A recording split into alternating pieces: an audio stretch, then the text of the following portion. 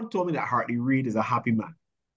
And I wondered why. And then I saw this news report about some changes in the selectors. Or some have said the firing of two selectors. And I think there's one that holds particular interest for Hartley. Welcome to Anything Cricket. Let's start, Hartley.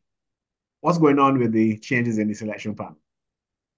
Philip, happy is an understatement. I have been calling now since 2020 in the COVID era. I was calling for the removal of Anne Brown John from having anything at all, anything to do with West Indies cricket, women's cricket, because she has been a failure. And she went from progressively bad to ridiculously worse. And that we have a situation now where our cricket is now our female cricket is at a standstill. We have Haley Matthews, arguably one of the best in the world. I'm sure happy from Campbell because she has now started to make some runs, and then we shut down. Aaliyah Allen is not, they are not using Aaliyah Allen as the all-rounder that she is, batter and bowler.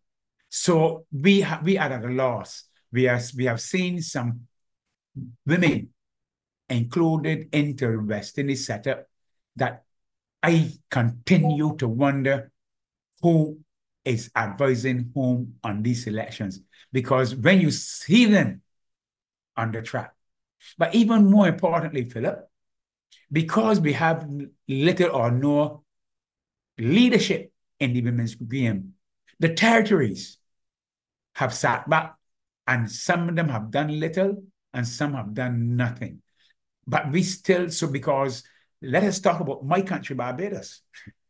Barbados has lost its way in women's cricket, literally lost its way. We have moved from having eight women in a West Indies female touring squad. So now we're having two and three, sometimes only two. And all that because we have no direction either from Cricket West Indies and for sure locally at the BCA. They have actually fallen asleep at the wheel. So our cricket now is our women's cricket. So yes, I am happy that eventually Cricket West Indies have said thanks to Anne Brown John and I hope I will never see her around West Indies cricket again. But I'm waiting with bated breath to see who is going to take over the control of women's cricket. Because the way how I saw it going, and Brown John was there grooming Melissa Aguilera. So I am waiting to see who comes up to run Cricket West Indies women's cricket. Well, it's a genuine concern, Harley, and there's some talk that there will be scouts, in the various territories, and that the coach, they'll report to the coach and so on. Now, I'm not sure if that is meant for the men only. I don't see why you would necessarily have two different policies or different structures.